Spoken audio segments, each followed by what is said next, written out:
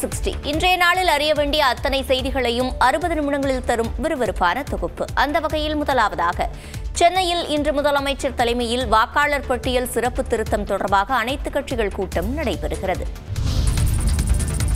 வாக்காளர் பட்டியல் சிறப்பு திருத்தம் தொடர்பாக முதலமைச்சர் மு.க.ஸ்டாலின் தலைமையில் இன்று அனைத்து கட்சிகள் கூட்டம் நடைபெறவுள்ளது. பீகார் போன்று தமிழ்நாட்டில் வாக்காளர் பட்டியல் சிறப்பு திருத்த பணியில் வரக்கூடிய செவ்வாய்க்கிழமை தொடங்க உள்ளன. இதற்கு திமுக மற்றும் அதன் கூட்டணி கட்சிகள் எதிர்ப்பு தெரிவித்து வருகின்றன. இது தொடர்பாக விவாதிக்க முதலமைச்சர் மு.க.ஸ்டாலின் தலைமையில் இன்று அனைத்து கட்சி கூட்டத்திற்கு ஏற்பாடு செய்யப்பட்டுள்ளது. சென்னை தியாகராய நகரில் இன்று காலை 10 மணி அளவில் நடைபெறக்கூடிய இந்த கூட்டத்தில் திமுக கூட்டணி கட்சிகள் மட்டுமின்றி கூட்டணியில் இல்லாத கட்சிகளின் தலைவர்களுக்கும் அழைப்பு விடுக்க திமுக தலைவர் மு.க.ஸ்டாலின் உத்தரவிட்டிருந்தார். அதன்படி அதிமுக, பாஜக, பாமகவின் அன்புமணி தரப்பு தவிர்த்து கூட்டணியில் இல்லாத தேமுதிக, தமிழ் மாநில காங்கிரஸ், தாவேகா உள்ளிட்ட 60 கட்சிகளுக்கு அழைப்பு விடுக்கப்பட்டுள்ளது. இந்த கூட்டத்தில் தலைவர்கள் வைக்கக்கூடிய கோரிக்கைகள், ஆலோசனைகள் அடிப்படையில் அடுத்த கட்ட செயல்பாடுகள் அமையும் என்று கூறப்படுகிறது. இதனிடையே இந்த கூட்டத்தில் யார் யார் பங்கேற்பார்கள் என்ற எதிர்பார்ப்பும் எழுந்துள்ளது. தேர்தல் நடைபெறும் மாநிலங்களில் பாஜகவிற்கு பாதகமாக இருக்கக்கூடிய வாக்குகளை நீக்கக்கூடிய வேலைகள் வெளிப்படையாக நடைபெற்று வருவதாக துணை முதலமைச்சர் உதயநிதி ஸ்டாலின் குற்றம் சாட்டியுள்ளார். சென்னையில் செய்தியாளர்களை சந்தித்தவர் தீவிர வாக்காளர் பட்டியல் சிறப்பு திருத்தம் தொடர்பாக அனைத்து கட்சி தலைவர்களின் கருத்துக்களையும் கேட்டு தீர்மானம் நிறைவேற்றப்படும் என்றார். எங்கெங்க தேர்தல் நடக்குதோ அங்கெல்லாம் அவங்களுக்கு ஒன்றிய பாஜக அரசுக்கு எது சாதகமாக இருக்கோ அது மட்டும் வச்சுக்கிட்டு அவங்களுக்கு பாதகமாக இருக்கக்கூடிய வாக்குகளை எல்லாம் நீக்குகின்ற அந்த பணிகளை வெளிப்படையாகவே அவங்க ஈடுபட்டு இருக்காங்க. இதற்கு நம்ம எதிர்ப்பு தெரிவிச்சிருக்கிறோம். தொடர்ந்து அவங்க தமிழ்நாட்டில் அவங்களுக்கு வெல்வதற்கான வாய்ப்பு கடந்த பல வருடங்களாக பாஜகவுக்கு அந்த வாய்ப்பு கிடைக்கிறது இல்லை. மக்கள் அந்த வாய்ப்பு அவங்களுக்கு கொடுக்கறது இல்லை.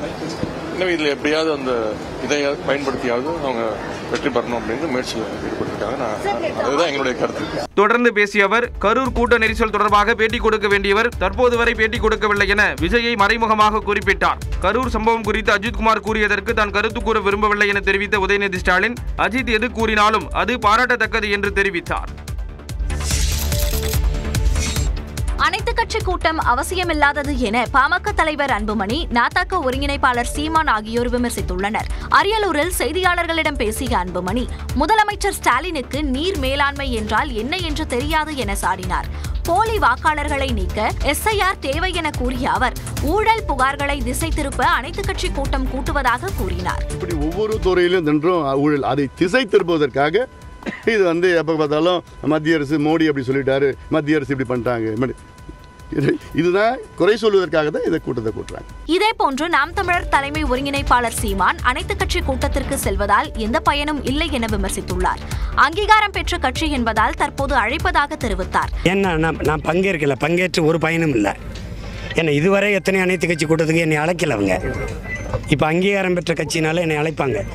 பேசி பயன் இருக்கு. இவங்க என்ன சொல்கிறோம், ஒரு உள்நுழைவு அனுமதியே கொடுக்க மாட்டேங்கிறாங்க, எடுக்க மாட்டேங்கிறாங்க. எத்தனை லட்சம் பேர் இருக்கிறான்னு சரியான கணக்கு இந்த அரசுகிட்ட இருக்கா? பாஜக ஆட்சியில் 12 ஆண்டுகள் இருந்துவிட்டு தற்போது எஸ்ஐஆர் கொண்டு வருவது ஏன் என்றும் வினவினார். இனிமேல் 65 வயதுக்கும் மேற்பட்ட முதியோருக்கும் வீடு தேடி ரேஷன் பொருட்கள் வரும் என தமிழ்நாடு அரசு அறிவித்துள்ளது. தமிழ்நாட்டில் உள்ள 70 வயதுக்கு மேற்பட்ட முதியவர்கள் மற்றும் மாற்றுத்திறனாளிகளின் வீடுகளுக்கே சென்று அரிசி, சர்க்கரை உள்ளிட்ட ரேஷன் பொருட்களை விநியோகம் செய்யும் தாயுமானவர் திட்டத்தை முதலமைச்சர் மு.க.ஸ்டாலின் கடந்த ஆகஸ்ட் மாதம் தொடங்கி வைத்தார். இதில் 16,73,000 குடும்ப அட்டைதாரர்கள் பயன்பெற்று வருகின்றனர். இந்நிலையில் தாயுமானவர் திட்டத்தை விரிவாக்கம் செய்ய தலைமைச் செயலாளர் தலைமையில் நடந்த கூட்டத்தில் ஒப்புதல் அளிக்கப்பட்டுள்ளது.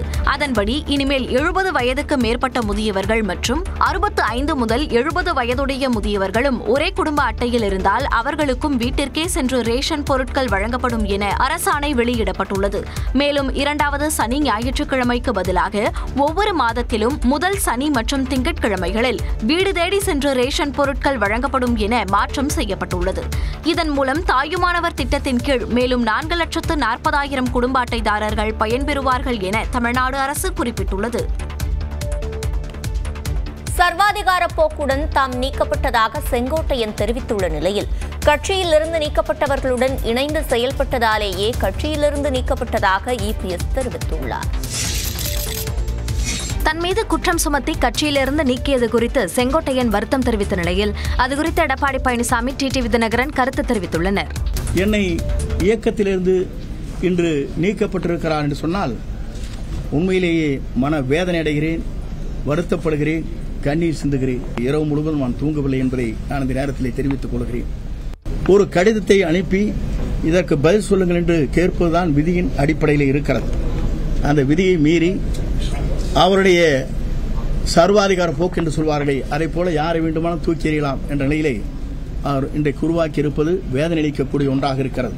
பொதுக்குழு எடுக்கப்பட்ட முடிவின்படி அடிப்படை உறுப்பினரிலிருந்து நீக்கப்பட்டதோடு இணைந்து செயல்படுவோம் என்று அறிவித்தால் தலைமை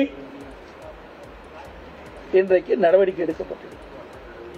இது ஏதோ நான் எடுத்த நடவடிக்கை மாதிரி எண்ணக்கூடாது. இது மூத்த தலைவரோடு கலந்து பேசி சட்டத்திட்ட விதிகளின்படிதான் இந்த நடவடிக்கை எடுக்கப்பட்டது என்பதை தெரிவித்துக் கொள்கிறேன். அவர் மூத்த அம்மாவுடைய மூத்த தொண்டர், அவரோட நான் அடிக்கடி பேசுவேன். இன்னைக்கு நான் வரப்போ கூட ஏதோ போன்ல பேசுறாரு. பாத்தீங்களா, இப்படிப்பட்டவர்களை எப்படி இந்த இயக்க விசுவாசமா இருக்குன்னு சொல்ல முடியும்? அவருக்கு இவரை நீக்குவதற்கு தகுதியே இல்லை. திமுகவின் பி டீம் யார் என்று செங்கோட்டையன், எடப்பாடி பழனிசாமி மற்றும் டிடிவி தினகரன் ஆகியோர் மாறி மாறி கேள்வி எழுப்பியுள்ளனர். என்ற நிலையிலே அவர் சொல்வது திராவிட முன்னேற்ற கழகத்திற்கு நான் உறுதுணையாக இருப்பதாக ஒரு கருத்துக்களை வெளிப்படுத்தி இருக்கிறார். பி டீம் சொல்லியிருக்கார். அவர் கருத்தை சொல்லுவோர் பி டீம் யார் என்பதை நாடு அறியும். திராவிட முன்னேற்ற கழகத்தை தாக்கி பேசியிருக்கிறார். நான் சொன்ன ஏற்கனவே இந்த படம் பாருங்க. இந்த படத்துல அம்மா படம் இல்லைங்கிறாரு, பெரிய ஆதங்கப்பட்டிருக்காரு. யாரோட போய் சேர்ந்து பண்றாரு? இதாங்க பிடிஎம்ங்கிறது. இதுக்கு மேல என்ன விளக்கம் வேணும்? அம்மா படம் இருக்குதா? தலைவர் படம் இருக்குதா? அப்ப யாரோட இணைந்து பணியாற்றி கொண்டு இருக்கிறார் என்று ஊடக நண்பர்கள் பத்திரிகை தெளிவா தெரியும். திமுகவுக்கு பி டீம் பழனிசாமி தாங்கிறது ஊருக்கே தெரியும். 21 தேர்தலில் திமுக ஜெயிப்பதற்கு காரணமே பழனிசாமியோடைய அந்த குறுக்கு புத்தி தான். அதுபோல 24 பாராளுமன்ற தேர்தலில் திமுக 39 இடங்களில் ஜெயிப்பதற்கு காரணமே பழனிசாமியுடைய அந்த பி டீம் செயல்பாடு தான். ஏன்னா தான் மீது எந்த வழக்கும் வந்துவிடக்கூடாது என்பதற்காக அவர் போடுகின்ற வேஷம் தான் அது. கோடநாடு கொலை கொள்ளை வழக்கில் இபிஎஸ் தான் A1 என்று செங்கோட்டையனின் குற்றச்சாட்டிற்கு எடப்பாடி பழனிசாமி விளக்கமளித்த நிலையில் அவர் ஏன் பதற்றம் அடைகிறார் என டிடிவி தினகரன் வினவியுள்ளார். நாம் தெய்வமாக நேசிக்கப்பட்டவர். அம்மாவுடைய இல்லத்திலே நடைபெற்ற நிகழ்ச்சி பல்வேறு கொலைகள் நடைபெற்றிருக்கிறது, 3-4 கொலைகள்.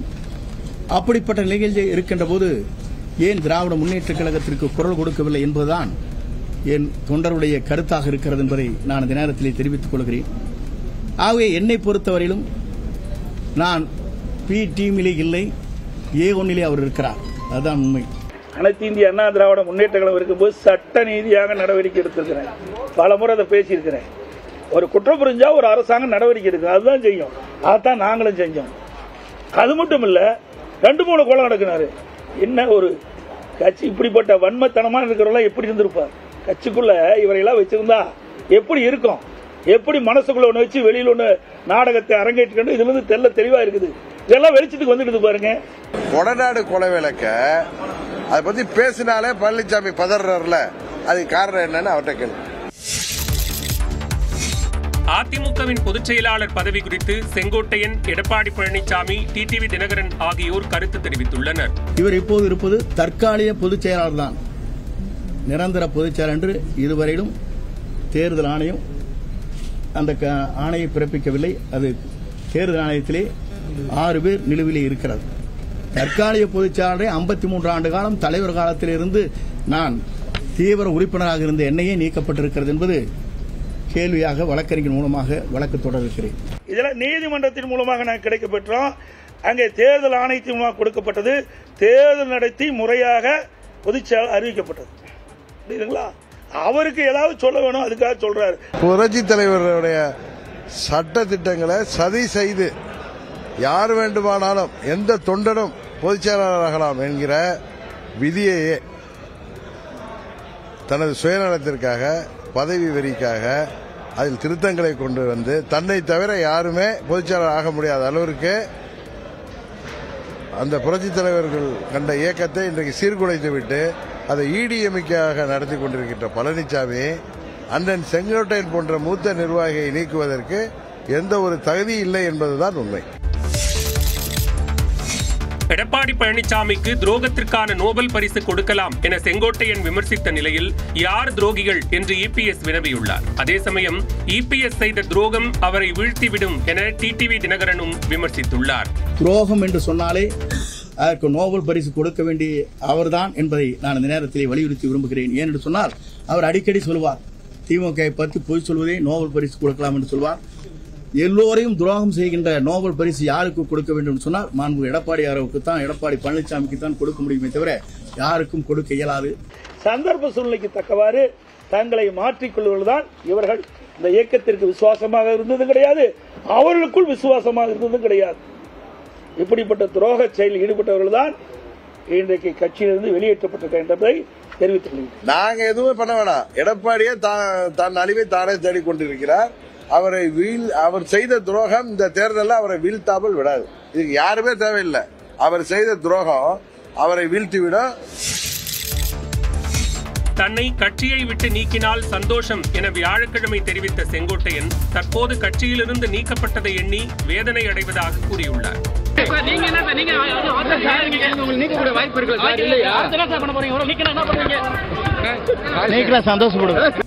என்னை இயக்கத்திலிருந்து இன்று நீக்கப்பட்டிருக்கிறார் என்று சொன்னால் உண்மையிலேயே மன வேதனை அடைகிறேன், வருத்தப்படுகிறேன், கண்ணீர் சிந்துகிறேன். என்னை பொறுத்தவரையிலும் அன்றைக்கு கருத்துக்கள் சொல்கிற போது உண்மையிலேயே என் மன வேதனை மட்டுமல்ல, கண்ணீர் சிந்த வேண்டிய சூழ்நிலையில் இன்று மனம் இன்றைக்கு உலாவிக் கொண்டிருக்கிறது. இரவு முழுவதும் நான் தூங்கவில்லை என்பதை நான் இந்த நேரத்தில் தெரிவித்துக் கொள்கிறேன். அந்தியூர் சட்டமன்ற தொகுதியில் தோல்வியடைந்தது குறித்து செங்கோட்டையனின் ஆதரவாளர்கள் குற்றச்சாட்டுகளை முன்வைத்துள்ளனர். அந்தியூர் சட்டமன்ற தொகுதியில் அதிமுக தோல்வியடைந்ததற்கு அக்கட்சியின் முன்னாள் சட்டமன்ற உறுப்பினர் ராஜாவே காரணம் என்று செங்கோட்டையனின் ஆதரவாளர் ஆடியோ ஆதாரத்துடன் குற்றம் சாட்டியுள்ளார். அந்தியூர் தொகுதியில் அதிமுக தோல்வியடைந்ததற்கு செங்கோட்டையன் தான் காரணம் என இபிஎஸ் குற்றம் சாட்டியிருந்தார். இந்த நிலையில் ஈரோடு மாவட்டம் குள்ளம்பாளையத்தில் உள்ள செங்கோட்டையனின் இல்லத்தில் பர்கூர் ஊராட்சி நிர்வாகி ராயண்ணன் செய்தியாளர்களை சந்தித்தார். அப்போது அந்தியூர் தொகுதியில் அதிமுக சார்பில் போட்டியிட்ட சண்முகவேலை தோற்கடிக்கும்படி முன்னாள் சட்டமன்ற உறுப்பினர் ராஜா தன்னிடம் கேட்டுக் கொண்டதாக கூறினார். எதிர்த்தரப்பு வேட்பாளரிடமிருந்து அதற்கான தொகை வழங்கப்படும் என்று கூறியதாக ஆடியோ ஆதாரத்தையும் அவர் வெளியிட்டார். திரு சண்முகவேல் அண்ணார் அவர்கள் என்னை அங்கு தேர்தல் பொறுப்பாளராக நியமித்தார். நான் அங்கு தேர்தல் பொறுப்பாளராக களத்தில் பணியாற்றிக் கொண்டிருந்த பொழுது முன்னாள் சட்டமன்ற உறுப்பினர் அவர்கள் என்னை வரவழைத்து கழகத்திற்கு எதிரான சில கருத்துக்களை சொன்னார். அப்பொழுது அவர் என்னிடம் போனில் தொடர்பு கொண்ட ஆடியோ இருக்கிறது, நீங்களே பார்க்கலாம்.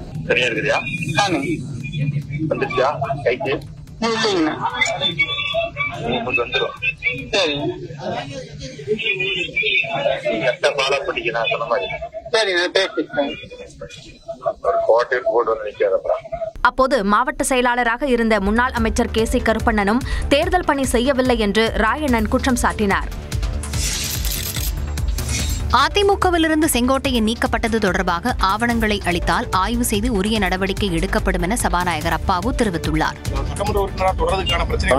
இதுவரை தரல, தந்தா பரிசீலிக்கிறோம்.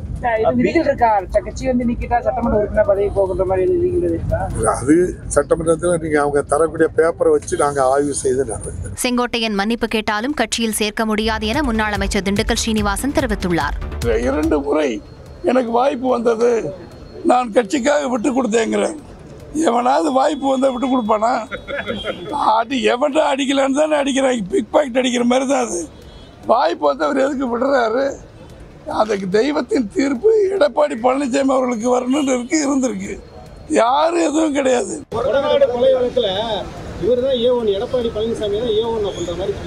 ஏன் பிடிச்சி உள்ள போடுக்கலாம், நாங்களா வேணாங்கிறோம். சட்டப்படி போடுங்க தம்பி. சட்டம் இருந்து அவருக்கு ஏ1 இருந்து அக்யூஸ்டா இருக்காருன்னா போலீஸ் என்ன செய்யறாங்க? எல்லாம் திமுக ஆட்சி தான் நடக்குது. செங்கோட்டையன் இபிஎஸ்க்கு முன்னால் பிறந்தவர் என்பதை தவிர அவருக்கு ஒரு தகுதியும் இல்லை எனவும் திண்டுக்கல் ஸ்ரீனிவாசன் காட்டமாக கூறினார். அதிமுகவில் நிலவும் சலசலப்புக்கு மத்தியில் வரும் புதன்கிழமை அக்கட்சியின் மாவட்ட செயலாளர்கள் கூட்டம் நடைபெற உள்ளது. அதிமுகவிலிருந்து பிரிந்து சென்றவர்களை ஒருங்கிணைக்க வேண்டும் என முன்னாள் அமைச்சர் செங்கோட்டையன் தலைமைக்கு வலியுறுத்தியிருந்தார். இதனால் அவரது மாவட்ட செயலாளர் பதவி பறிக்கப்பட்ட நிலையில் முத்துராமலிங்க தேவர் ஜெயந்தி விழாவில் முன்னாள் முதலமைச்சர் ஓ பன்னீர்செல்வம், அமமுக பொதுச் செயலாளர் தினகரன் ஆகியோருடன் ஒன்றாக பங்கேற்றிருந்தார். இதனைத் தொடர்ந்து செங்கோட்டையனை கட்சியிலிருந்து நீக்கி அக்கட்சியின் பொதுச் செயலாளர் எடப்பாடி பழனிசாமி அதிரடியாக உத்தரவிட்டார். இந்த நிலையில் அதிமுக தலைமை அலுவலகத்தில் வரும் புதன்கிழமை காலை 10:30 மணிக்கு மாவட்ட செயலாளர்கள் கூட்டம் நடைபெறும் என எடப்பாடி பழனிசாமி அறிவித்துள்ளார். இந்த கூட்டத்தில் செங்கோட்டையன் கட்சியிலிருந்து நீக்கம், SIR பணிகள் உள்ளிட்டவை குறித்து ஆலோசிக்கப்படும் என்று கூறப்படுகிறது. முன்னதாக ஞாயிறு மற்றும் திங்கள் ஆகிய தினங்களில் அதிமுக தகவல் தொழில்நுட்ப நிர்வாகிகள் ஆலோசனைக் கூட்டமும், ஞாயிற்றுக்கிழமை மதியம் பூத் கமிட்டி பொறுப்பாளர்கள் ஆலோசனைக் கூட்டமும் நடைபெற உள்ளது. கரூர் வேலுச்சாமிபுரத்தில் நெரிசல் சம்பவம் நடந்த இடத்தில் 1 கிலோமீட்டர் தொலைவை 2 நாட்களில் 14 மணி நேரம் அளவீடு செய்து முடித்துள்ளனர். தாவேக தலைவர் விஜய் பரப்புரையின் போது நெரிசலில் சிக்கி குழந்தைகள், பெண்கள் உட்பட 41 பேர் உயிரிழந்தனர். இது தொடர்பாக CBI விசாரணை நடைபெற்று வருகிறது. இந்நிலையில் 2வது நாளாக நேற்றும் 12 பேர் கொண்ட குழுவினர் சம்பவம் நடந்த இடத்தை அளவிடும் பணியில் ஈடுபட்டனர். இதற்காக அப்பகுதியில் போக்குவரத்து தடை செய்யப்பட்டு வாகனங்கள் திருப்பிவிடப்பட்டன. விபத்து நடந்த பகுதியை மையமாக வைத்து இருபுறமும் 500 மீட்டர் தொலைவு என 1 கிலோமீட்டர் தொலைவிற்கு 3D லேசர் ஸ்கேனர் கருவி மூலம் அளவீடு செய்தனர். இந்த 1 கிலோமீட்டரில் ஒவ்வொரு 5 அடி இடைவெளியில் 3D லேசர் ஸ்கேனர் கருவியை வைத்து துல்லியமாக தரவுகளை சேகரித்தனர். 2 நாட்களாக 14 மணி நேரம் நடைபெற்ற அளவீட்டு பணிகள் நேற்றுடன் நிறைவடைந்தன. கடை உரிமையாளர், வீடியோகிராஃபர், பொதுமக்கள் என இதுவரை 4 பேர் CBI கூடுதல் SP முகேஷ்குமார் முன்பு ஆஜராகி வாக்குமூலம் அளித்துள்ள நிலையில் உயிரிழந்தவர்களின் குடும்பத்தினர் மற்றும் காயமடைந்து சிகிச்சை பெறுபவர்களிடம் வரும் நாட்களில் விசாரணை நடைபெறும் என தகவல் வெளியாகியுள்ளது.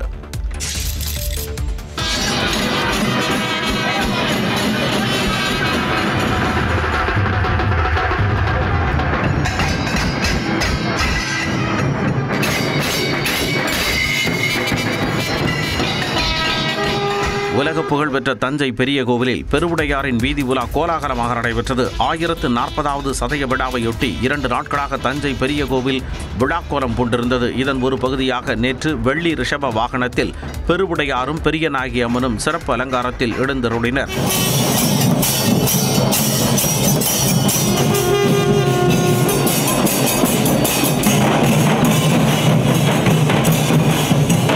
மேளதாளங்கள் இசைக்க வீதி உலா வந்த பெருவுடையாரை பக்தர்கள் வழிபட்டனர்.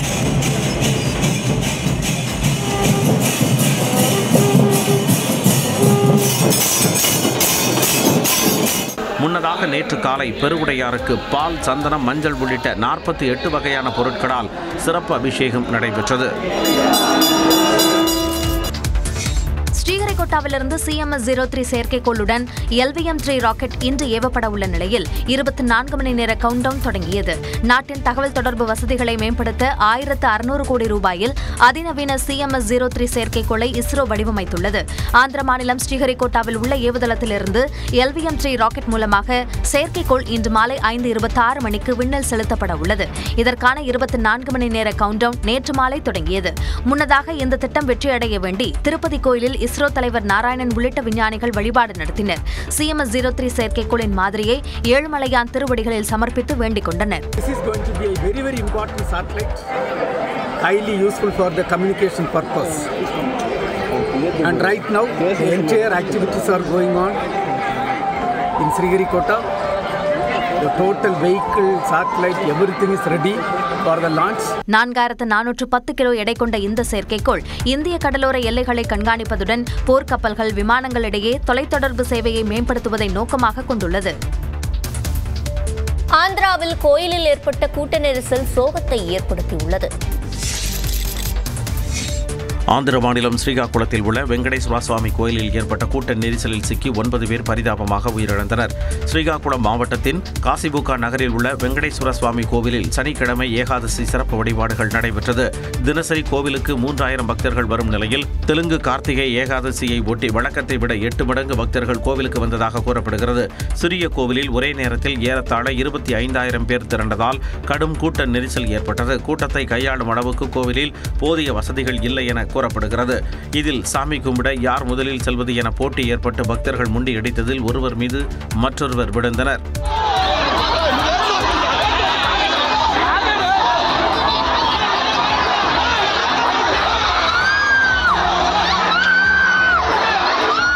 பெரும்பாலும் குழந்தைகள் மற்றும் பெண்கள் கீழே விழுந்ததாக கூறப்படும் நிலையில் அருகில் இருந்த மற்ற பக்தர்கள் அங்கிருந்து வெளியேற முயன்று கீழே கிடந்தவர்களை மிதித்ததாக கூறப்படுகிறது. இதில் பலர் மயங்கி மூச்சு பேச்சற்று போயினர். கூட்ட நெரிசலில் சிக்கி குழந்தை, பெண்கள் என 9 பேர் உயிரிழந்த நிலையில் 10ற்கும் மேற்பட்டோர் படுகாயங்களுடன் மீட்கப்பட்டு மருத்துவமனையில் அனுமதிக்கப்பட்டனர். வெங்கடேஸ்வர சுவாமி கோவிலில் கூட்ட நெரிசலில் சிக்கி உயிரிழந்தவர்களின் குடும்பத்தினருக்கு பிரதமர் மோடி, ஆந்திர முதலமைச்சர் சந்திரபாபு நாயுடு ஆகியோர் இரங்கல் தெரிவித்துள்ளனர். இது தொடர்பாக எக்ஸ் பக்கத்தில் பதிவிட்டுள்ள பிரதமர் மோடி, கூட்ட நெரிசலால் நெருங்கிய மற்றும் அன்பானவர்களை இழந்தவர்களுடன் தனது எண்ணம் இருப்பதாக கூறியுள்ளார். காயமடைந்தவர்கள் விரைவில் குணமடைய பிரார்த்திப்பதாக குறிப்பிட்டுள்ள பிரதமர் மோடி, இறந்தவர்களின் குடும்பத்திற்கு தலா 2 லட்சம் ரூபாயும் காயமடைந்தவர்களுக்கு தலா 50,000 ரூபாயும் பொது நிவாரண நிதியில் இருந்து வழங்க உத்தரவிட்டுள்ளார். இதனிடையே வெங்கடேஸ்வரா கோவிலில் கூட்ட நெரிசலில் சிக்கி பக்தர்கள் உயிரிழந்தது மிகவும் வருத்தமளிப்பதாக ஆந்திர முதலமைச்சர் சந்திரபாபு நாயுடு தெரிவித்துள்ளார். இது தொடர்பாக எக்ஸ் பக்கத்தில் பதிவிட்டுள்ள அவர், இறந்தவர்களின் குடும்பங்களுக்கு தனது ஆழ்ந்த இரங்கலை தெரிவித்துக் கொள்வதாக குறிப்பிட்டுள்ளார். மேலும் காயமடைந்தவர்களுக்கு உரிய சிகிச்சை அளிக்க உத்தரவிட்டுள்ளதாகவும் தெரிவித்துள்ளார். அதிகப்படியான கூட்டம் கூடியதும் ஒரே ஒரு நுழைவு வாயில் மட்டுமே இருந்ததும் ஆந்திராவில் உள்ள கோயிலில் கூட்ட நெரிசல் ஏற்பட்டதற்கு காரணமாக கூறப்படுகிறது. ஏகாதசியை ஒட்டி ஸ்ரீகாகுளத்தில் உள்ள வெங்கடேஸ்வர சுவாமி கோயிலில் ஏராளமான பக்தர்கள் குவிந்தனர். அந்த கோயிலின் உள்ளே செல்லவும் வெளியே வரவும் ஒரே ஒரு பாதை மட்டுமே அமைக்கப்பட்டுள்ளது. கூட்டம் அதிகமான போது பதட்டமான சூழல் ஏற்பட்டது. சம்பவம் நடந்த கோயில் தனியாரால் நிர்வகிக்கப்பட்டு வந்துள்ளது. சிறப்பு பூஜைக்காகவும் கூட்டத்தை கூட்டுவதற்காகவும் அதிகாரிகளிடம் அனுமதி கேட்கவில்லை என்பதும் தகவல் வழங்கவில்லை என்பதும் தெரியவந்துள்ளது. கோயிலுக்குள் பக்தர்கள் கூடிய பகுதியில் கட்டுமான பணிகள் முழுமையாக முடிவடையவில்லை என்பதும் தெரியவந்துள்ளது அதிர்ச்சியை ஏற்படுத்தியிருக்கிறது. பீகாரில் தேர்தல் பரப்புரை தீவிரமடைந்துள்ளது. பீகாரில் வரும் வியாழக்கிழமை முதற்கட்ட வாக்குப்பதிவு நடைபெறவுள்ள நிலையில் பாட்னாவில் பிரதமர் மோடி இன்று ரோட் ஷோ செல்கிறார். 243 சட்டமன்ற தொகுதிகளை கொண்ட பீகாரில் 2 கட்டங்களாக வாக்குப்பதிவு நடைபெறவுள்ளது. இதில் வரும் வியாழக்கிழமை தேர்தல் நடைபெறவுள்ள 121 தொகுதிகளில் அரசியல் கட்சி தலைவர்கள் தீவிர பரப்புரையில் ஈடுபட்டுள்ளனர். இந்நிலையில் பீகார் தலைநகர் பாட்னாவில் தினகர் கோலம் வரியில் தொடங்கி உத்தியோக் பவன் வரை சுமார் 3 கிலோமீட்டர் தூரத்திற்கு பிரதமர் மோடி இன்று ரோட் ஷோ செல்கிறார். பிரதமர் மோடியின் ரோட் ஷோவை ஒட்டி 3 அடுக்கு பாதுகாப்பு போடப்பட்டுள்ளது. முன்னதாக போஜ்பூர் மற்றும் நவாதாவில் நடைபெறவுள்ள பொதுக்கூட்டங்களில் பங்கேற்கும் பிரதமர் மோடி தேசிய ஜனநாயக கூட்டணி வேட்பாளர்களுக்கு ஆதரவு திரட்ட உள்ளார். பீகார் சட்டமன்ற தேர்தல் நல்லாட்சிக்கும் காட்டு ராஜ்யத்திற்கும் இடையிலான போட்டி என மத்திய அமைச்சர் அமித்ஷா பேசினார். பீகார் மாநிலம் கோபால்கஞ்சில் நடைபெற்ற தேர்தல் பேரணியில் மத்திய அமைச்சர் அமித்ஷா காணொலி வாயிலாக கலந்து கொண்டார். அப்போது கடுமையான வானிலை காரணமாக பாட்னாவிலிருந்து கோபால்கஞ்சிற்கு தன்னால் வர முடியவில்லை என்று கூறினார். மேலும் 2002 முதல் கோபால்கஞ்ச் மக்கள் ராஷ்டிரிய ஜனதா தளத்தை வெற்றி பெற வைக்கவில்லை என்றும் அந்த சாதனையை தொடர்வார்கள் என்று நம்புவதாகவும் கூறினார். அடுத்த 5 ஆண்டுகளுக்குள் பீகாரில் மூடப்பட்ட அனைத்து சர்க்கரை ஆலைகளையும் மீண்டும் தொடங்குவோம் என்றும் விவசாயிகளின் செழிப்பை உறுதி செய்வோம் என்றும் அமித்ஷா பேசினார். பீகாரில் பெண்கள், தலித்துகளுக்கு பாதுகாப்பு இல்லை என்று காங்கிரஸ் எம்பி பிரியங்கா காந்தி குற்றம் சாட்டியுள்ளார். பீகார் மாநிலம் பெகுசராய் பகுதியில் நடைபெற்ற தேர்தல் பரப்புரை கூட்டத்தில் பேசிய அவர், நாட்டின் வளர்ச்சிக்காக பீகார் அதிக பங்களிப்பை வழங்கியிருப்பதாக கூறினார். அதற்கு ஏற்ற உண்மையான வளர்ச்சியை பீகார் பெறவில்லை என்றும் விமர்சித்தார். தேசிய ஜனநாயக கூட்டணி பிரித்தாளும் அரசியல் செய்வதாகவும் போலி தேசியவாதத்தை பரப்புவதாகவும் விமர்சித்தார். சிறப்பு வாக்காளர் பட்டியல் திருத்தம் என்ற பெயரில் வாக்காளர்களின் பெயர்கள் நீக்கப்பட்டிருப்பது உரிமையை மீறக்கூடிய செயல் என்றும் சாடினார். मोदी जी कहते हैं डबल इंजन की सरकार चलाएंगे. गलत फहमी में मत होना, कोई डबल इंजन नहीं है, एक सिंगल इंजन है इनका और दिल्ली से चलता है. அதற்கு பிறகு செய்தியாளர்களிடம் பேசிய பிரியங்கா காந்தி, பீகாரில் பெண்களால் சுதந்திரமாக வெளியே செல்ல முடிவதில்லை என்றும் கவலை தெரிவித்தார். பெண்கள், குழந்தைகள், தலித்துகளுக்கு எதிரான குற்றங்கள் அதிகரித்திருப்பதாகவும் குறை கூறினார். தேசிய ஜனநாயக கூட்டணி 20 ஆண்டுகளாக ஆட்சியில் இருந்த போதும் வேலைவாய்ப்பை வழங்கவில்லை என்றும் அதனால்தான் 75 லட்சம் பெண்களின் வங்கிக் கணக்குகளில் தலா 10,000 ரூபாய் செலுத்தக்கூடிய திட்டத்தை பிரதமர் தொடங்கி வைத்ததாகவும் பிரியங்கா காந்தி சாடினார். பிகாரி என்பது ஒரு காலத்தில் அவதூறு சொல்லாக இருந்ததாகவும் அதனை மாற்ற கடுமையாக உழைத்ததாகவும் அம்மாநில முதலமைச்சர் நிதிஷ்குமார் தெரிவித்துள்ளார். பீகாரில் சட்டமன்ற தேர்தல் நடைபெறவுள்ள நிலையில் நிதிஷ்குமார் வீடியோ ஒன்றை வெளியிட்டுள்ளார். அதில் தான் ஆட்சிக்கு வந்தபோது பீகாரின் நிலைமை மிகவும் மோசமாக இருந்ததாக கூறினார். கடுமையாக உழைத்து அனைத்து துறைகளிலும் வளர்ச்சியை கொண்டு வந்துள்ளதாக தெரிவித்தார். आपको बताना चाहते हैं कि जिस स्थिति में हम लोगों को बिहार मिला था उस समय बिहारी कहलाना अपमान का विषय था. तब से हमने पूरी ईमानदारी और मेहनत से दिन रात काम करके आपकी सेवा की है। தேசிய ஜனநாயக கூட்டணியால் மட்டும்தான் பீகாரில் வளர்ச்சியை கொண்டுவர முடியும் என்று கூறிய நிதிஷ்குமார், மத்தியிலும் மாநிலத்திலும் என்டிஏ ஆட்சி இருந்தால் தங்கு தடையின்றி வளர்ச்சிப் பணிகள் நடக்கும் என்றார். ஐசிசி 50 ஓவர் மகளிர் உலகக்கோப்பை கிரிக்கெட் தொடரில் இன்று நடைபெறும் இறுதிப் போட்டியில் இந்திய அணி தென்னாப்பிரிக்காவை எதிர்கொள்ள உள்ளது. இந்தியாவில் நடைபெற்று வரும் இந்த தொடரின் லீக் சுற்றில் சற்று தடுமாறிய இந்திய அணி அரையிறுதியில் பலம் வாய்ந்த ஆஸ்திரேலிய அணியை வீழ்த்தியது. இந்த சாதனை வெற்றியுடன் இறுதிப் போட்டிக்குள் நுழைந்த இந்திய மகளிர் அணி முதல் முறையாக கோப்பையை கைப்பற்றுமா என்ற எதிர்பார்ப்பு எழுந்துள்ளது. நவி மும்பையில் இன்று பிற்பகல் 3 மணிக்கு தொடங்கும் போட்டியில் இந்திய மகளிர் அணி தென்னாப்பிரிக்காவுடன் மோதுகிறது. இந்த தொடரின் லீக் ஆட்டத்தில் தென்னாப்பிரிக்காவிடம் இந்தியா பெற்ற தோல்விக்கு இறுதிப் போட்டியில் பதிலடி தருமா என்ற எதிர்பார்ப்பு எழுந்துள்ளது. ஆனால் முதல் முறையாக இறுதிப் போட்டிக்கு வந்துள்ளது தென்னாப்பிரிக்கா. ஆகையால் அந்த அணியும் கோப்பையை வெல்ல போராடும் என்பதில் ஐயமில்லை. எனினும் இன்று போட்டி நடைபெறும் நவி மும்பை மைதானத்தில் ஆஸ்திரேலியாவை துவம்சம் செய்து அதீத பலத்தை இந்திய அணி வெளிப்படுத்தி உள்ளதால் இன்றைய போட்டியிலும் அதே அதிரடி தொடருமா என ரசிகர்கள் காத்திருக்கின்றனர்.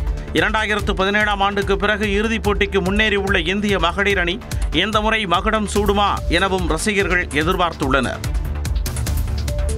ஆசிய விளையாட்டில் தங்கம் வென்று திரும்பிய வீரருக்கு சொந்த ஊரில் உற்சாக வரவேற்பு அளிக்கப்பட்டது.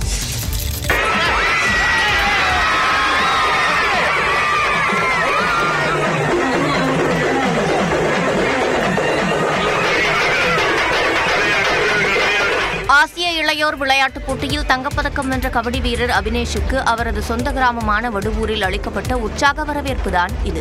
பஹ்ரைனில் நடைபெற்ற ஆசிய இளையோர் விளையாட்டுப் போட்டியின் கபடி பிரிவில் இந்திய ஆடவர் மற்றும் மகளிர் அணிகள் தங்கப்பதக்கம் வென்றன. இதில் ஆடவர் அணியில் திருவாரூர் மாவட்டம் மன்னார்குடியை அடுத்த வடவூரைச் சேர்ந்த அபினேஷ் இடம்பெற்றிருந்தார். இந்நிலையில் சொந்த ஊருக்கு சென்ற அபினேஷுக்கு கிராம மக்கள் மேளதாளம் முழங்க உற்சாக வரவேற்பு கொடுத்தனர். இதில் கலந்து கொண்ட அமைச்சர் TRP ராஜா அபினேஷுக்கு சால்வை அணிவித்து பாராட்டினார்.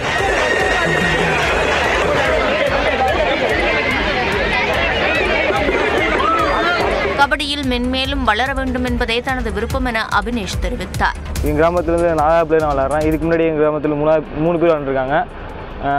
இதுக்கு 15 வருஷம் கழிச்சு நான் தருமபுரத்தில் 15 வருஷம் கழிச்சு நான் விளையாடுறேன். இதுக்கு முன்னாடி எங்கள் ஊர்லேருந்து தான் விளையாண்டுருந்தாங்க. ராஜ்கோரும் விளையாண்டுருந்தாங்க. 12 ஆண்டுகளுக்கு முன்பு அபினேஷின் தந்தை உயிரிழந்த நிலையில் தாய் தனலட்சுமி கூலி வேலை செய்து 3 பிள்ளைகளை வளர்த்து வருகிறார். சிறுவயது முதலே கபடியில் ஆர்வம் கொண்டிருந்த அபினேஷ் தற்போது இந்திய அளவில் இடம்பெற்று தங்கப்பதக்கம் வென்று வடுவூர் கிராமத்திற்கே முன்னுதாரணமாக மாறிவிட்டார். மகள் பவதாரணி பெயரில் மகளிர் இசைக்குழுவை உருவாக்க இருப்பதாக இசையமைப்பாளர் இளையராஜா அறிவித்துள்ளார். இளையராஜாவின் இசையில் ராசையா படத்தில் இடம்பெற்ற மஸ்தானா மஸ்தானா பாடல் மூலம் தமிழ் திரையுலகில் அறிமுகமானவர் பாடகி பவதாரணி. மங்காத்தா, ஃப்ரெண்ட்ஸ், தனம், பிதாமகன், நேருக்கு நேர், அநேகன், இரும்பு குதிரை, பிரியாணி என பல படங்களில் பாடிய பவதாரணிக்கு இளையராஜா இசையில் உருவான மயில் போல பொண்ணு பொண்ணு என்ற பாடல் தேசிய விருதை பெற்று தந்தது. இதனிடையே புற்றுநோயால் பாதிக்கப்பட்ட பவதாரணி கடந்த ஆண்டு ஜனவரி மாதம் உயிரிழந்தார். இந்நிலையில் தன் மகள் நினைவாக பவதா மகளிர் ஆர்கெஸ்ட்ரா என்ற பெயரில் இசைக்குழு உருவாக்க திட்டமிட்டுள்ளதாக இளையராஜா அறிவித்துள்ளார். தமிழ்நாட்டில் அரசியல் கட்சிகள் மற்றும் பேரணிகளுக்கான விதிமுறைகள் விரைவில் வெளியிடப்பட உள்ளன. தமிழ்நாட்டில் அரசியல் கட்சிகளின் கூட்டங்களுக்கான வழிகாட்டு நெறிமுறைகள் குறித்து முதலமைச்சர் மு க ஸ்டாலின் ஆலோசனை நடத்தினார். கரூரில் தமிழக வெற்றிக் கழக தலைவர் விஜயின் பரப்புரை கூட்டத்தில் ஏற்பட்ட நெரிசலில் சிக்கி 41 பேர் உயிரிழந்தனர். இது தொடர்பான வழக்கு விசாரணையின் போது அரசியல் கட்சிகளின் கூட்டங்களுக்கு விரைவில் வழிகாட்டு நெறிமுறைகள் வகுக்கப்படும் என்று அரசு தரப்பில் தெரிவிக்கப்பட்டிருந்தது.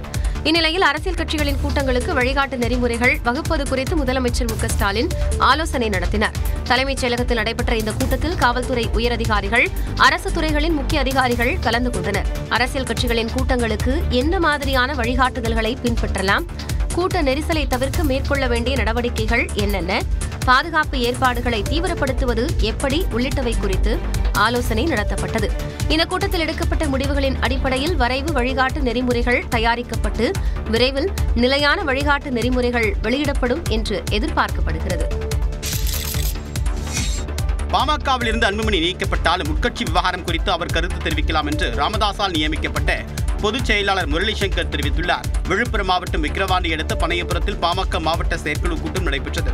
கூட்டத்தை தொடர்ந்து செய்தியாளர் சந்தித்த முரளிசங்கர் சூழ்ச்சியால் பாமகவில் பிரச்சனை ஏற்பட்டதாகவும் அதை ராமதாஸ் சரி செய்வார் என்றும் கூறினார். அன்புமணி அண்ணன் அவர்கள் பாட்டாளி மக்கள் கட்சியில் இருந்தவர் தான். அவர் இல்லாமல் இல்லை. ஐயா அவர்கள் அவரை நீக்கியிருக்காங்க. தேர்தல் வியூகங்கள் இது எல்லாத்தையுமே சரி பண்ணுங்கிறதுக்காக ஐயா அவர்கள் எடுத்த முடிவு தான். இது சில சூழ்ச்சிகளால் ரொம்ப தூரத்துக்கு எடுத்துகிட்டு போயிடுச்சு. பட் அண்ணா அவர்கள் எப்போ ரியலைஸ் பண்ணி ஐயா அவர்கிட்ட பேசினா அது சரியாக விஷயம் தான். பீகார் தேர்தலில் பாமக போட்டி இல்லை என்றும் முரளி சங்கர் கூறினார். தேர்தல் ஆணையம் எங்களுடைய எல்லா டாக்குமெண்ட்ஸும் வாங்கிக்கிட்டாங்க. அதனால் சின்னம் அவங்க வாங்கிட்டே இல்லை, சின்னத்தை கோரி அவங்க மனு போட்டது பீகார் தேர்தலை வச்சு. இப்போ பீகார் தேர்தலில் அவங்க நிற்கல. அப்போ இதுக்கு மேலே எலெக்ஷன் கமிஷன் என்ன ஆக்ஷன் எடுத்து லெட்டர் யாருக்கு கொடுக்க போகிறாங்கிறது விரைவில் தெரிஞ்சிடும். எஸ்ஐஆர் குறித்த அனைத்து கட்சி கூட்டத்தில் பங்கேற்பது குறித்து ராமதாஸ் முடிவெடுப்பார் என்று முரளி சங்கர் கூறினார். வங்கக்கடலில் இன்று காற்றழுத்த தாழ்வு பகுதி உருவாகும் என்று வானிலை ஆய்வு மையம் தெரிவித்துள்ளது. வங்கக்கடலில் உருவான முந்தா புயல் கடந்த வாரத்தில் ஆந்திராவில் கரையை கடந்தது. இந்நிலையில் தெற்கு மியான்மர் கடலோர பகுதிகள் மற்றும் அதனை ஒட்டிய வடக்கு அந்தமான் பகுதியின் மேல் ஒரு வளிமண்டல மேலடுக்கு சுழற்சி நிலவுகிறது. இதன் காரணமாக மத்திய கிழக்கு வங்கக்கடல் பகுதிகளில் இன்று காற்றழுத்த தாழ்வு பகுதி உருவாகும் என்று வானிலை மையம் கணித்துள்ளது. எனினும் தமிழ்நாட்டில் ஒரு வார காலத்துக்கு மிதமான மழையை பெய்யும் என்று வானிலை மையம் தெரிவித்துள்ளது. சென்னை நகரில் வானம் ஓரளவு மேகமூட்டத்துடன் காணப்படும் என்றும் ஒரு சில பகுதிகளில் மிதமான மழைக்கு வாய்ப்பு இருப்பதாக வானிலை மையம் கணித்துள்ளது. சென்னை கண்ணகி நகரில் அமைக்கப்பட்டு வரும் கபடி உள்விளையாட்டு அரங்கு பணிகளை துணை முதலமைச்சர் உதயநிதி ஸ்டாலின் ஆய்வு செய்தார். சென்னை மாநகராட்சி பகுதிகளில் நீர்வளத்துறை, நெடுஞ்சாலைத்துறை மற்றும் தாட்கோ திட்டத்துறைகளின் சார்பில் மேற்கொள்ளப்படும் பணிகளை துணை முதலமைச்சர் உதயநிதி ஸ்டாலின் நேரில் பார்வையிட்டார். அதன்படி காரப்பாக்கத்தில் மெட்ரோ ரயில் நிறுவனத்தின் கட்டுமான பணிகளையும், ஒக்கியம் மடுவு கால்வாயில் கரைகள் அகலப்படுத்தப்படும் பணிகளையும் ஆய்வு செய்தார். தொடர்ந்து கண்ணகி நகர் பகுதியில் நீர்வளத்துறையின் சார்பில் 27 கோடி ரூபாய் மதிப்பீட்டில் மேற்கொள்ளப்படும் பணிகளை பார்வையிட்டார். மேலும் தாட்கோ சார்பில் 75 லட்சம் ரூபாய் திட்ட மதிப்பீட்டில் பார்வையாளர்கள் மாடம், உடற்பயிற்சி கூடம், பயிற்சியாளர் அறை, 2 ஆடுகளங்கள் உள்ளடக்கிய கபடி உள்விளையாட்டு அரங்கம் அமைக்கும் பணிகளை கபடி வீராங்கனை கார்த்திகா ரமேஷ் மற்றும் பயிற்சியாளர்களுடன் நேரில் சென்று பார்வையிட்டார்.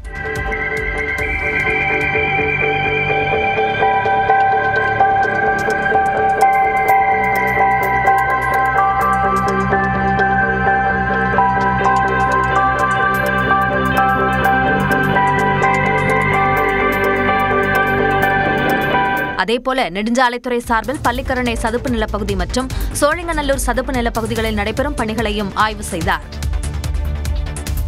தமிழ்நாடு முழுவதும் கிராம சபை கூட்டங்கள் நடைபெற்றன. உள்ளாட்சி தினத்தையொட்டி தமிழ்நாடு முழுவதும் கிராம சபை கூட்டம் நடைபெற்றது. திருச்சி மாவட்டம் முசிறி அருகே புதுப்பட்டி ஊராட்சி மன்ற அலுவலக பகுதியில் கிராம சபை கூட்டம் நடைபெற்றது. குடிநீர் குழாய் அமைத்தல், டெங்கு காய்ச்சல் தடுப்பு நடவடிக்கைகளை மேற்கொள்ளுதல் உள்ளிட்ட கோரிக்கைகளை கிராம மக்கள் முன்வைத்தனர். தென்காசி மாவட்டம் ஆயிரப்பேரி ஊராட்சி மன்றத்தில் கிராம சபை கூட்டம் நடைபெற்றது. அதில் பழைய குற்றால அருவியில் பராமரிப்பு பணிகளை முடித்து விரைந்து சுற்றுலா பயணிகளை அனுமதிக்க வேண்டும் என்றும், மீண்டும் ஆயிரப்பேரி ஊராட்சியிடம் பழைய குற்றால அருவியை வழங்க வேண்டும் என்றும் தீர்மானம் நிறைவேற்றப்பட்டது. விழுப்புரம் மாவட்டம் செஞ்சி அடுத்த நரசிங்கராயன்பேட்டை ஊராட்சியில் நடைபெற்ற கிராம சபை கூட்டத்தில் அமைச்சர் செஞ்சி மஸ்தான் கலந்து கொண்டார். அப்போது அதில் பங்கேற்ற கிராம மக்கள் அமைச்சரிடம் கோரிக்கைகளை நிறைவேற்றாதது குறித்து கேள்வி எழுப்பினர். இதற்கிடையில் அமைச்சர் பாதையில் வெளியேறியதால் அங்கு பரபரப்பான சூழல் நிலவியது. மயிலாடுதுறை மாவட்டம் குத்தாலத்தை அடுத்த பெருஞ்சேரி கிராமத்தில் உள்ளாட்சி தின கிராம சபை கூட்டம் நடைபெற்றது. இதில் வேளாண்மைத்துறை, கால்நடைத்துறை, குழந்தைகள் வளர்ச்சித்துறை உள்ளிட்ட பல்வேறு துறைகளின் அலுவலர்கள் கலந்து கொண்டனர். இதனிடையே காஞ்சிபுரம் மாவட்டம் ஏகனாபுரம் கிராமத்தில் நடந்த கிராம சபை கூட்டத்தில் பரந்தூர் பசுமை விமான நிலைய திட்டத்திற்கு எதிர்ப்பு தெரிவித்து 16வது முறையாக தீர்மானம் நிறைவேற்றப்பட்டது.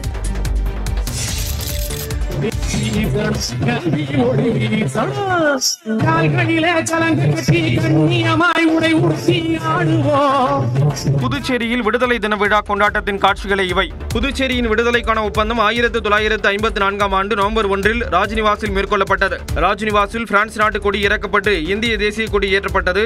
ஆண்டுதோறும் விடுதலை தினமாக இந்த நாள் கொண்டாடப்படுகிறது. இதனை ஒட்டி கடற்கரை சாலை காந்தி திடலில் சிறப்பு ஏற்பாடுகள் செய்யப்பட்டன. இதில் புதுச்சேரி முதலமைச்சர் ரங்கசாமி தேசிய கொடியை ஏற்றினார்.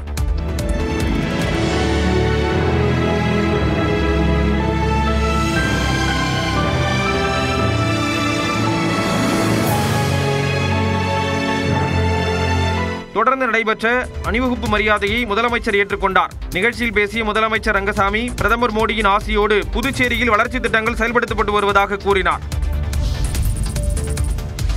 நுகர்பொருள் வாணிபக் கழகத்தின் நெல் போக்குவரத்து ஒப்பந்த விதிகளின்படி முறையாக செயல்பட்டுள்ளதாக அமைச்சர் சக்கரபாணி தெரிவித்துள்ளார். இது தொடர்பாக அறிக்கை வெளியிட்டுள்ள அவர், நுகர்பொருள் வாணிபக் கழகத்தின் போக்குவரத்து கட்டணம் அதிமுக ஆட்சியில் அதிகமாக இருந்ததோடு மத்திய அரசின் நிபந்தனைகள் மற்றும் வழிகாட்டுதலின்படி இல்லை என கூறியுள்ளார்.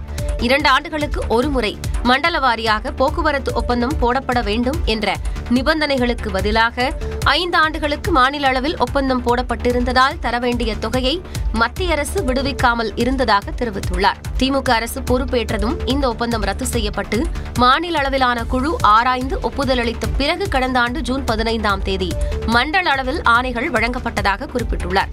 இதனால் 1 டன்னுக்கான போக்குவரத்து செலவு 1622 ரூபாயில் இருந்து 731 ரூபாயாக குறைந்ததாகவும் அமைச்சர் சக்கரபாணி தெரிவித்துள்ளார். இதன் காரணமாக ஓராண்டிற்கு மட்டும் 1084 கோடி ரூபாய் மத்திய மாநில அரசுகளுக்கு மீதமாக இருப்பதாக தெரிவித்துள்ளார். கடந்த 24ஆம் தேதி ஒரே நாளில் 21,000 மெட்ரிக் டன் நெல் தமிழ்நாடு முழுவதும் பாதுகாப்பாக கொண்டு செல்லப்பட்டதாகவும் நெல் கொள்முதல் துரிதமாக நடைபெற்று வருவதாகவும் அமைச்சர் சக்கரபாணி விளக்கமளித்தார்.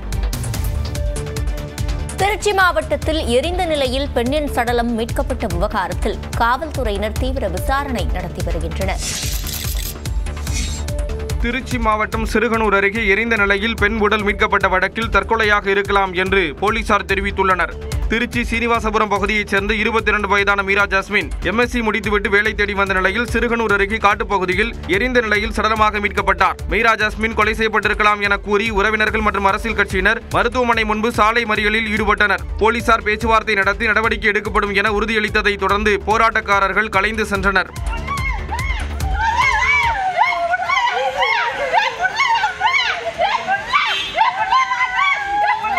இந்நிலையில் இளம்பெண் கொலை செய்யப்பட்டதற்கான தடயம் எதுவும் இல்லை என்று உடற்கூறாய்வில் தெரியவந்துள்ளதாக போலீசார் கூறியுள்ளனர். பாலியல் வன்கொடுமை செய்ததற்கான காயங்களோ தடயங்களோ காணப்படவில்லை என்றும் காவல்துறை செய்திக்குறிப்பில் குறிப்பிட்டுள்ளது.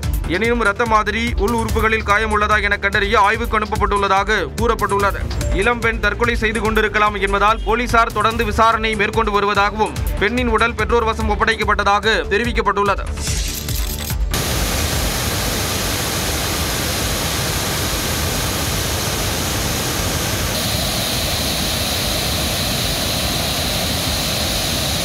கன்னியாகுமரி மாவட்டம் பேச்சிப்பாறை அணையில் இருந்து தொடர்ந்து உபரி நீர் வெளியேற்றப்படுவதால் திருப்பரப்பு அருவியில் வெள்ளப்பெருக்கு நீடிக்கிறது.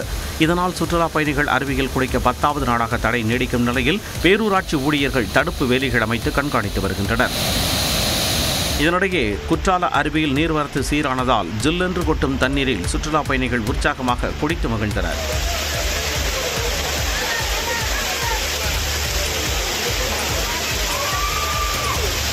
எங்கள் ஊர் கிளைமேட்டுக்கும் இங்கேக்கு ரொம்ப டிஃப்ரெண்ட் இருக்குது. நாங்கள் ரொம்ப நல்லா என்ஜாய் பண்ணுறோம் கிளைமேட்டை. அப்புறம் 5 ஃபால்ஸில் ரொம்ப நல்லா தண்ணி விழுது. செம்மையாக ஃப்ரெண்ட்ஸோட ஜாலியாக என்ஜாய் பண்ணுறோம். ரொம்ப என்ஜாய்மெண்ட்டாக இருக்குது. கிளைமேட் அருமையாக இருக்குது. தண்ணி ரொம்ப எக்ஸலண்ட்டாக இருக்குது. சூப்பராக என்ஜாய் பண்ணோம். எனினும் பழைய குற்றால அருவியில் வெள்ளப்பெருக்கின் போது ஏற்பட்ட சேதங்களை இதுவரை சீரமைக்காததால் 18வது நாளாக சுற்றுலா பயணிகள் குளிக்க தடை நீடிக்கிறது.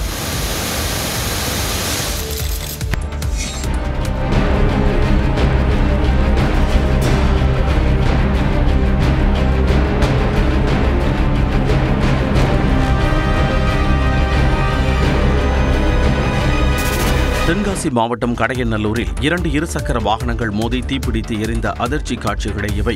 கடையநல்லூரில் பத்திரப்பதிவு அலுவலகம் அருகே இருசக்கர வாகனத்தில் வந்த முதியவர் ஒருவர் யூ-டர்ன் செய்தார். அப்போது அந்த வழியாக சென்ற மற்றொரு இருசக்கர வாகனத்தின் மீது மோதியதால் இருவரும் நிலை தடுமாறி சாலையில் விழுந்தனர்.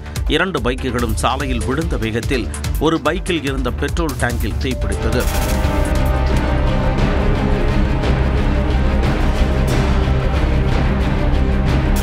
அங்கிருந்தவர்கள் மற்றொரு பைக்கை அப்புறப்படுத்த முயன்று முடியாத நிலையில் 2 பைக்குகளும் தீயில் எரிந்து சேதமடைந்தன. இந்த விபத்தில் சிக்கிய 2 பேரும் நல்வாய்ப்பாக சிறு காயங்களுடன் தப்பினர்.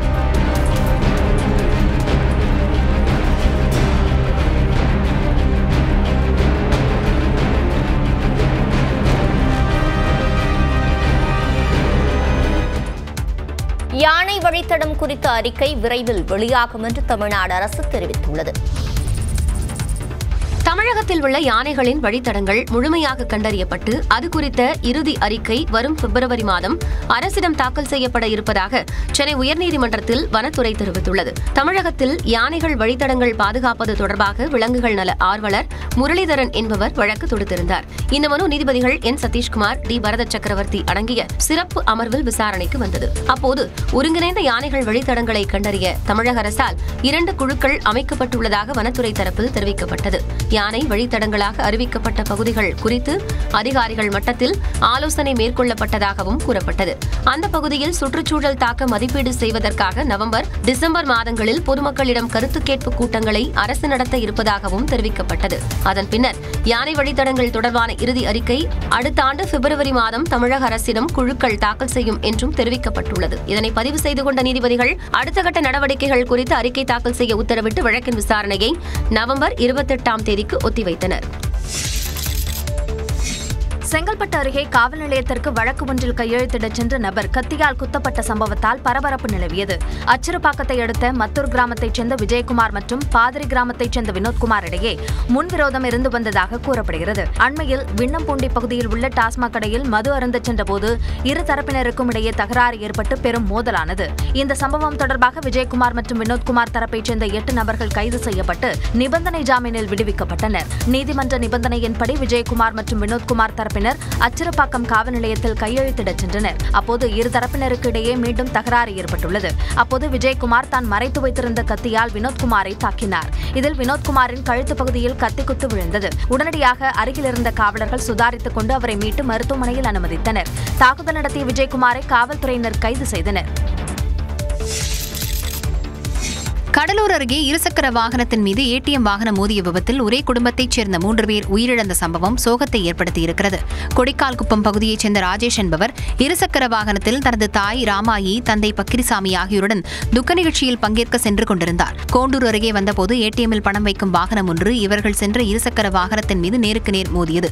இதில் இருசக்கர வாகனம் ஏடிஎம் வாகனத்தின் அடியில் சிக்கிக்கொண்டு 20 மீட்டர் தூரத்திற்கு இழுத்துச் செல்லப்பட்டதாக கூறப்படுகிறது. இந்த கோர விபத்தில் ராஜேஷும் அவரது தந்தை பக்கிரிசாமி சம்பவ இடத்திலேயே உயிரிழந்தனர். பலத்த காயமடைந்த தாய் ராமாயி கடலூர் அரசு மருத்துவமனையில் அனுமதிக்கப்பட்ட நிலையில் சிகிச்சை பலனின்றி உயிரிழந்தார். இந்த விபத்து தொடர்பாக வழக்கு பதிவு செய்து காவல்துறையினர் விசாரணை மேற்கொண்டு வருகின்றனர்.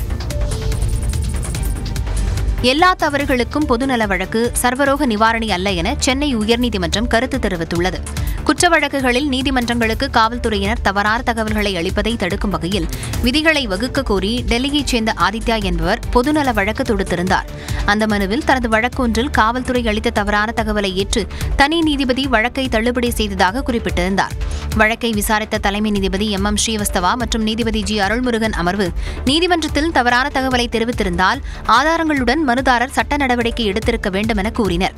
பொதுநல வழக்கை தனிப்பட்ட பிரச்சினைகளை தீர்த்துக் கொள்வதற்காக பயன்படுத்த அனுமதிக்க முடியாது என கூறி மனுவை தள்ளுபடி செய்து உத்தரவிட்டனர்.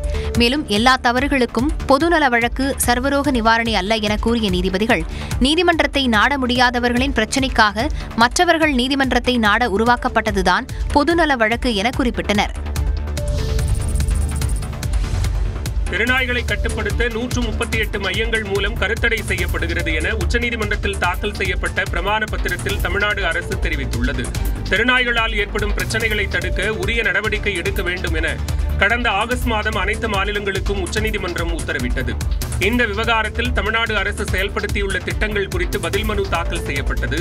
அதில் சென்னை மாநகராட்சியில் 5 கருத்தடை மையங்கள், மற்ற 25 மாநகராட்சிகளில் 86 மையங்கள் உட்பட 138 கருத்தடை மையங்கள் செயல்பட்டு வருவதாக தெரிவிக்கப்பட்டுள்ளது. இதற்காக 450 கால்நடை மருத்துவர்களுக்கு கால்நடை பல்கலைக்கழகங்கள் மூலம் 15 நாட்கள் பயிற்சி வழங்கப்பட்டதாகவும் அதில் குறிப்பிடப்பட்டுள்ளது. 500 உதவி மருத்துவர்கள், 500 உதவியாளர்களுக்கும் பயிற்சிகள் வழங்கப்படுகிறது என்றும் தனியார் கால்நடை மருத்துவமனைகளும் மருத்துவர்களும் விருப்பத்தின் அடிப்படையில் இந்த திட்டத்தின் கீழ் சேர்க்கப்பட்டுள்ளனர் என்றும் தமிழ்நாடு அரசு தெரிவித்துள்ளது. மேலும் 4,77,000 ரேபீஸ் தடுப்பூசிகள் வழங்கப்பட்டுள்ளதாகவும் குறிப்பிடப்பட்டுள்ளது.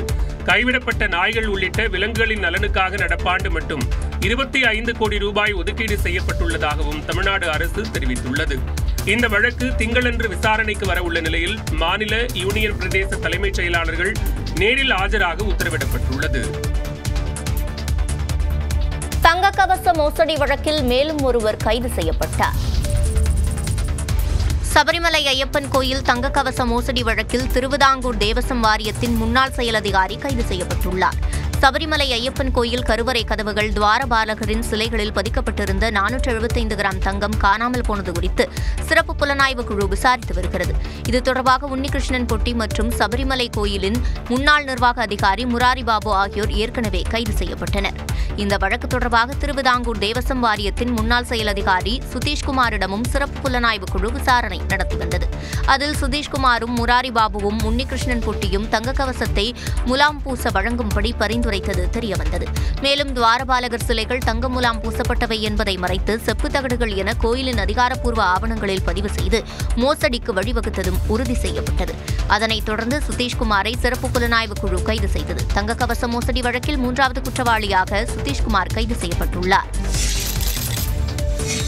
சத்தீஸ்கர் சட்டமன்றம் ஜனநாயகத்தின் புனித ஸ்தலமாக காணப்படுவதாக பிரதமர் மோடி தெரிவித்துள்ளார். சத்தீஸ்கர் மாநிலம் உருவாக்கப்பட்டு 25 ஆண்டுகள் நிறைவு பெற்றதையொட்டி அங்கு சுற்றுப்பயணம் மேற்கொண்ட பிரதமர் மோடி புதிதாக கட்டப்பட்டுள்ள சட்டமன்றத்தை திறந்து வைத்தார்.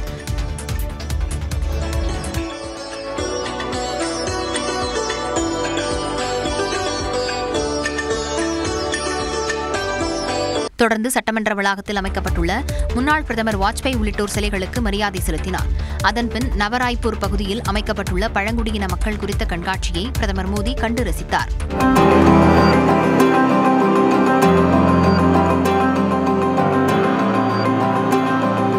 அதன்பின் ராய்ப்பூர் சென்ற பிரதமர் மோடி பொதுமக்கள் மத்தியில் ரோட் ஷோ சென்றார்.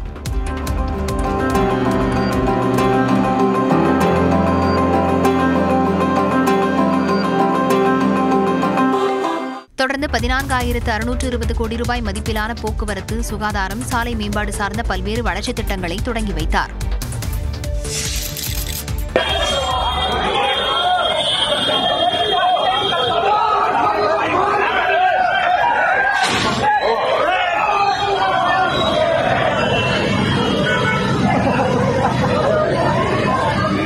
கிரேனில் சிக்கிய பாஜக எம்பி ஆத்திரத்தில் ஆபரேட்டரை கன்னத்தில் அறைந்த காட்சிதான் இது.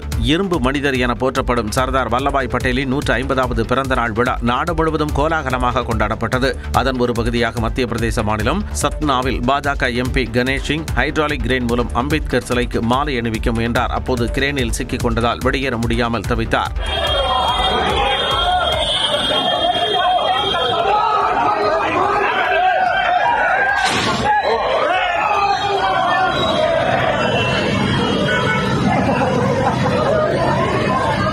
இதனால் ஆத்திரமடைந்த எம்பி கணேஷ் சிங் ஆபரேட்டரை அருகில் அழைத்து கன்னத்தில் அறைந்ததால் பரபரப்பு ஏற்பட்டது.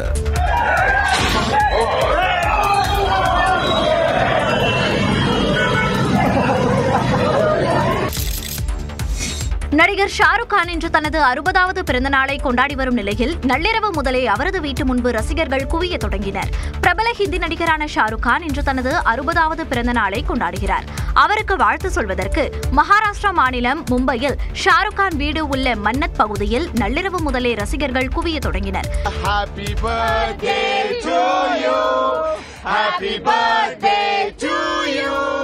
Happy birthday, dear King Khan.